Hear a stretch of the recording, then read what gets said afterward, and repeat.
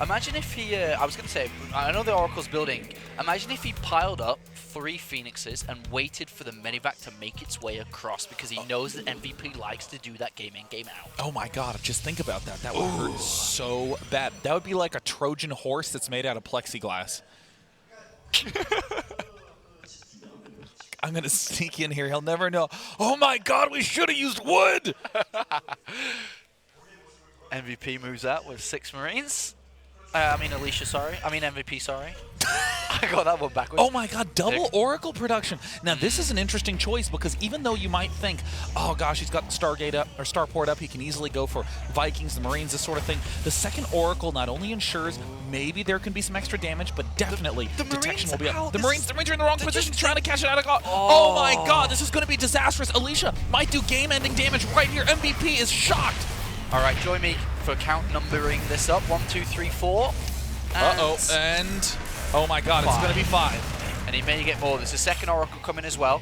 Phoenix production has begun behind this as well. Unbelievable read, Diapollo. MVP is on the back foot here, and he's got caught. He's moved his Marines out across the map. You can't do that anymore. Well, I guess you can, but if you do it every game, you'll lose. You'll lose that one game they go Stargate play. MVP, though, is continuing to move his Marines across, if I'm not mistaken.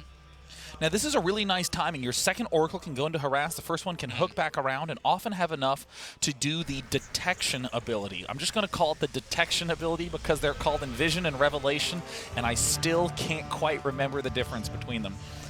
I think Envision's Envision reveals the DTs. And Revelation is where they get the Triforce symbol above their heads. It gives you vision on units. Yeah, I mean, it's because I know what the 2 abilities are. I just can't remember which one is named what. All right, Medivac running away. Phoenix is being chased, and there's the Robo coming down with double gas. So he's going to make the switch over to Colossus. Oh no! Oh no! Oh no! And then he's going to try to unload, and the Oracles are going to be there, and they're just going to destroy everything. Oh my God! Alicia! Destroying this is just so one-sided thus far. I mean, the units lost tab. This is 0 right now for Alicia. That was perfect, actually. That was beautiful. Well played, Alicia. He puts MVP in a bit of a difficult situation. And remember, you brought up a very good point last game, is when you dedicate to opening factory early, you don't have Stim, Combat Shields, Engineering Bay down for +1. He's got starting nothing. those 2 right now. He's going to be starting his +1 out of the Engineering Bay. And he still has to worry about harassment from Phoenixes and Oracles. I mean, to use an Americanism, he is in a pickle. A pickle? A pickle. We say that too, actually, in English. Really? Yeah, we actually do say that. So the negative connotations of pickles transcend international borders. It does. It does. All right, so at this point, we have 3 Phoenixes and 2 Oracles just going around the map, controlling the game for Alicia. And this is pretty good. He's at 52 probes to 42 SCVs. And MVP, like you said, is in a pickle. It crosses the Atlantic Ocean. Oh, but those mines from MVP. I mean, MVP is the sort of player who's doing a nice job answering this right now. Built the Widow Mines for early attacking, but now, seeing that there's air, is going to use them for defense. And they're going to be just as strong defending in this position as they are attacking against normal Robo players. So this is turning out to be a fairly typical looking game. MVP is not losing by any means, but there needs to be some way to exploit this lead if you're the Protoss player. Zealot Archon or Zealot Templar, actually really just Speed Zealots in general, are excellent in this position because they'll run up to the Marine Marauder. Do you think going over to Templar is worth it though? Because if I mean, he's opened up straight to Colossus, right? Or has he? Did he get the Robo Bay? He does have the Robo Bay down. Is it worth to go and switch to Templar Archives, or is it worth it just to keep pumping out Colossus? I mean, honestly, the most important thing is that you want to make some use out of the Phoenixes. Going for Colossus makes use out of the Phoenixes because now you can shoot down the Vikings. Yeah. But the biggest thing that will make use out of the Phoenixes, oh yeah, look at this, are the Speed Zealots, because Speed Zealots run up and then the Phoenixes can shoot down the Medivacs. All right, so we are about to have MVP move out a little bit here. Oh, no. Alicia's going 2 base all in. He's going 7 gate all in. What upgrade is he getting? He's getting Zealot leg speed. He's got his 3rd Nexus coming down though. Wait. He does have his 3rd Nexus. I think he's just playing this very cautiously. Wow, 7 gates and then a 3rd. That is That is caution right there to Apollo. I mean, he's got his double forge down as well. Zealot charge coming in, as you said. Phoenix is going to poke in. There is a turret, but he will be able to pick up the Widowmine immediately there. Just kind of left out in the open. And back in home, Alicia with double Colossus and Thermal Lance, he shouldn't be too worried at all at this point. There's only a handful of Vikings, I think. 4 maybe by now. There's 2-2 coming up. And if you look at MVP's play, he's just going 2 base to answer. I don't see a 3rd command center anywhere. Whoa, is he ever going 2 base? He's getting up to a total of 6 barracks. His armory is almost done. It looks like he's just going to plan on a big old 2-2 timing push. I don't even think he's going to have enough money to get that extra. Oh, there's the 3rd command center. Okay, he is just going for long-term play. All right, well, this is looking really good for Alicia. He's got his expansion before the Terran play, and if you remind yourselves of Neoplanet S, look how long MVP delayed Alicia from taking it. And in this game, it's almost reversed. The time delayed is now on Alicia's front. MVP a good, minute more than Alicia for getting his 3rd base down. But with this 2-2 upgrades and going over to Storm, there's no Ghost Academy. If he's able to get up to Storm without any attacks coming in, Alicia's in perfect shape. With 2-2 upgrades as well, as you pointed out, Zealot Charge, a key upgrade. I'm finding it difficult to see how Alicia loses this, as long as he doesn't mess it up. Well, there's a reason MVP's called the King of Wings. Yeah. I mean, it's those late-game army engagements where MVP shines so well. When he's prepared, he got caught unprepared in the previous game. But man, when he is getting ready, he is unstoppable in those late-game engagements. Seems to never have his ghost in the wrong spot. All right, well, more SCVs are going down here as Alicia maintains a 9-supply lead. Phoenix, or a couple of Zealots there do pull MVP back. Vikings are going to... Okay, goodbye, Oracles. Wow. Oh, very nice. Revelation? But is it? Envision? I think it's Revelation, that one. I'm pretty sure. Pretty sure.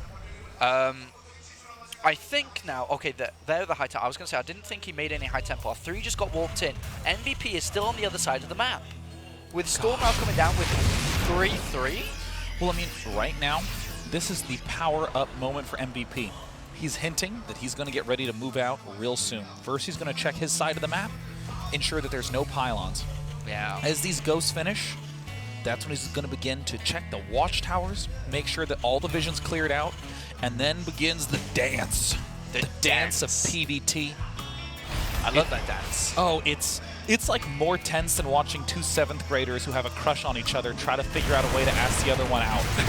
It's just like carefully moving forward, moving back. No, it's fine. I don't want to mess up the friendship. Carefully moving forward, carefully moving back. Oh no, MVP needs to be monitoring that top side more better. I'm always standing on toes when I try to dance. Always. Well, this fight, one Storm. I think Alicia should just. I don't like Alicia's movement out here, to be honest. I'd like him just to max out. He's so close. He's got so much money to do so. But if he's able to. Oh wait, if these Zealots gonna. Oh no! The angle, MVP hitting the perfect angle. These are going to be retreat storms. It's all going to be up to these Zealots that are in the natural expansion right now. But I don't even know if they're really doing that much damage. I mean, MVP's going to have all his rallies there. He just pulls back. It looks like the turret has fallen, but I don't think that many workers are down. And now. Oh, sorry. No, you. I was going to say, I think that was kind of smart but dangerous from Alicia. I felt that he did want to pull MVP down so he could get the Zealots in. And this is not, again, a good fight here by Alicia. Wow. Oh, Storm's not connected with those Vikings.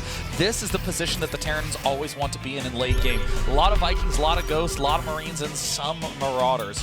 And look at this, 60 workers for MVP. That's the ideal for Terran late game because it gives you the perfect size endgame army. Alicia, surprisingly, behind its supply, just hasn't taken too many good fights here. But he does have good upgrades. 3-3 is about to kick in. I suppose MVP's approaching 2-2 as +2 armor's about to finish in.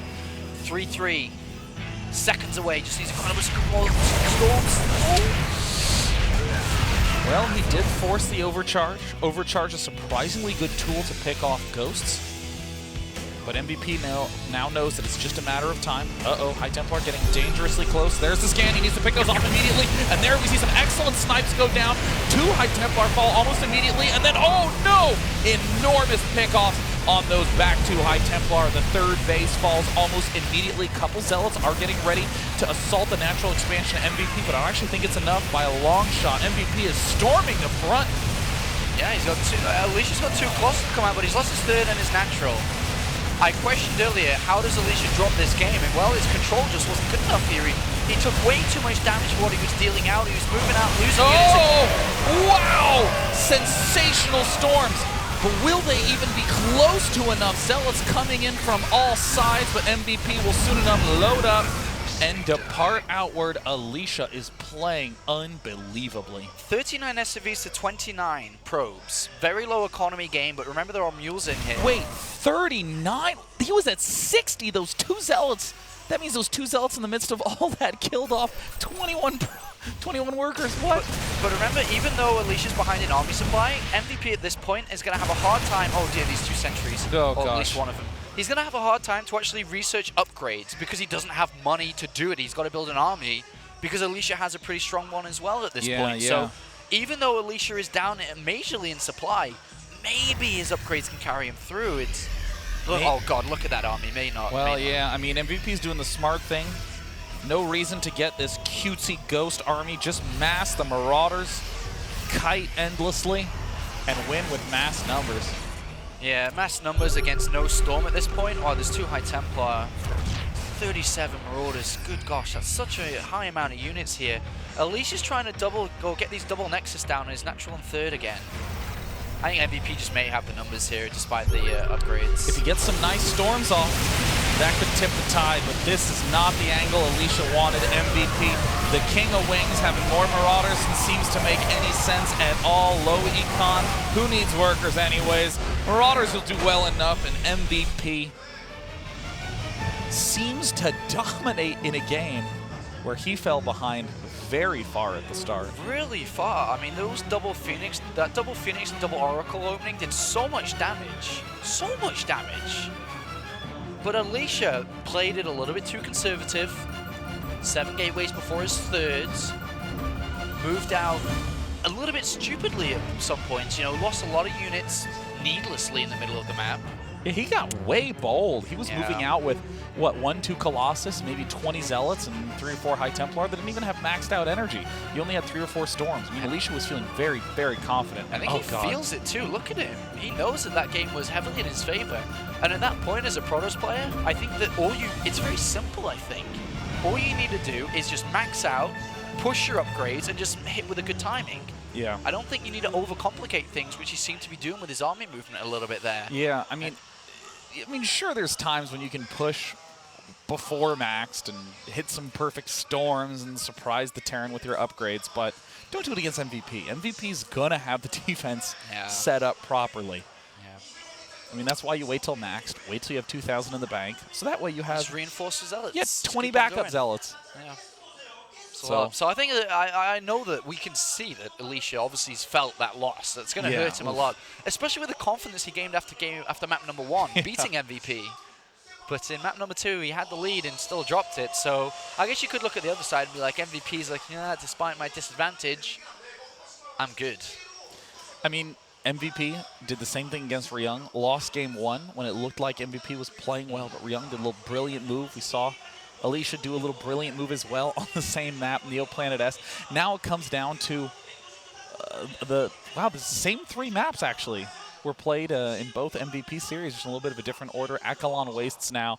I'm not the biggest fan of playing it as a Protoss player against a Terran player because I don't even think that there's a good opportunity to attack Terran almost ever if both players are playing standard. Yeah, I guess the kind of only opportunity is via an all in which you commit to, or if you catch the Terran player out in the open as they're taking a 4th, going up the ramps. Get out of here, Day9. You're not getting up that ramp. Not in a million years, D Apollo. You crazy trying to go up ramps? No. Here's the thing. What's the thing? Not only are we going to do our little Galileo painting with Galileo, the famous painter Galileo. Wait. I got the couch to lie on. What? I got the couch to lie on in that painting. This is my couch. I'll be like this. And then we can. Oh! Okay, listen. Look. Akalon Waste does have a number of blink openings for Protoss that are very strong. But MVP opens up with Factory every game and has the option to build tanks, which shuts that down. I think Stefano just lost against Alive. Oh, yes. Yeah. I think so. That does mean that Stefano is now out of the WCS Yeah. Grand Finals. Does bank $5,000 and of course the points, but I'm pretty sure between us, just me and you and a couple of other thousands. I know music's coming, so we'll have to get ready to go in. Is that Stefano thought he'd advance through this group? I'm pretty sure about that. Day 9. Yep. Looks like next map, Aquilon Wastes. Going to be setting up, and yeah, as you were saying, Diapollo, that's going to be quite surprising. See Stefano depart so early from this tournament. But, you know, when you're playing against the 16 best players in the world, what else are you going to get? That's right, man. Here is Aquilon Waste, just before we jump into this. Seems like MVP had a bit of a PC problem, so he's getting that fixed up.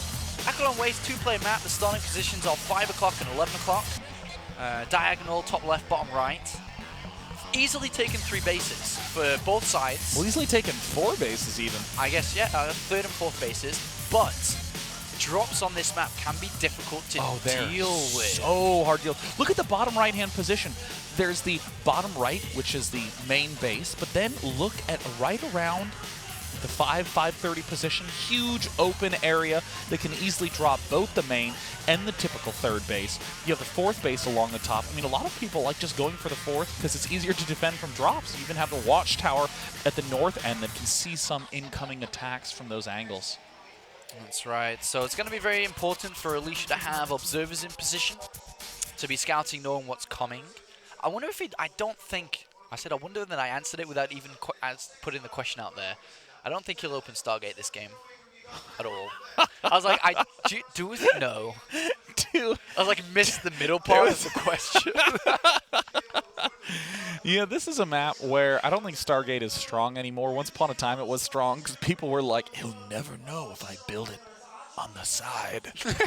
And they sneak in with an Oracle that gets one-shotted by a mine, and they're like, oh, going Robo. Completely abandoned it. We don't see it that much anymore. Proxy Stargates in general almost become extinct. Yeah, These Reapers, man, they get everywhere. Yeah, I mean, players they are get even places you just can't reach. They're like termites. Can't clear them all.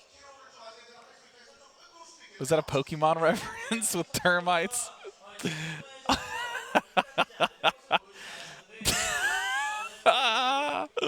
Oh, we have such a good time, the Apollo. We always do dinner when we cast together. I don't think I've ever not lost, like, my sanity laughing with you. There's never been a cast with you that I haven't laughed in at least 100 times. Oh, God, that's right. I mean, and now the fact that we're both wearing, bright, fabric-style ties with pine cones. I'm not sure. It depends on what quality you're watching on. Yeah. If you can actually see what's on our ties. But they're flowers. They're blue flowers. They're blue, swirly flowers that tessellate. I hope you can see it. We look gorgeous. And our white trousers, I'm very proud to be wearing. Or pants for you Americans. What is a trousers, man? It said trousers to me, and I was like, I don't speak Welsh. It's English. It's Europeans. Hello. These white ones. I actually kind of like them. Yeah, I wonder if I could keep them. I like. Well, they're very smooth. So when I cross my leg just goes zoop, and it just like slips right off. Oh, they're zooming. Oh, you want to look at my tie? You're getting an intimate cameo. Yeah, like see now here's. Can you see that, guys? Like, to the left of the pine cone, you'll see a nice star-shaped pattern. Where are we going with this shot? shot? Oh my God! Get out of there! Well, welcome back. That was close. Luckily, I had my hand in position. Yeah, otherwise I know. It would have been a deadly crotch shot. The deadly crotch shot. It was almost there. But it's only deadly because it's Sean. It's Sean. It's a Sean crotch shot, not a Shan. If it was a Sean, it wouldn't be deadly at all. MVP still having a bit of an issue. It's hard to play Starcraft without a computer. Yeah. It's not like chess where you can like just say the notation, you both sort of envision what's happening. Like if you try to do that in Starcraft, it's like I attack you with Marines, and you're like I micro my stalkers and lose none, and I'm like no, you lost a few. You argue how it went out. Yeah, and your control is bad.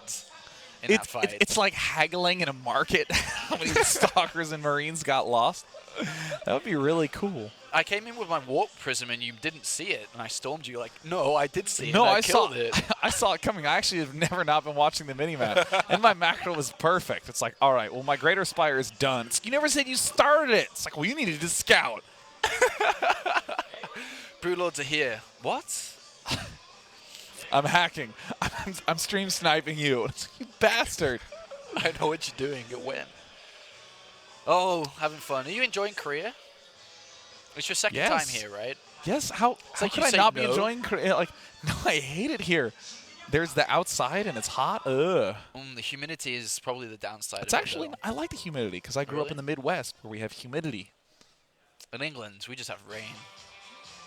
It's some serious humidity. That's like the extreme version of humidity. That's precipitation.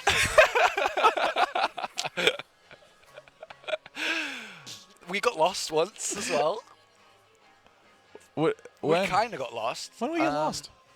When we went on search for coffee. Oh, that's right. What was the coffee place called? It was called Street Coffee. Street Coffee. And it was pink. It was pink with big white letters, and we're like, oh, we're fashionable thugs. Let's get some street And we coffee sat from there. a pink stand.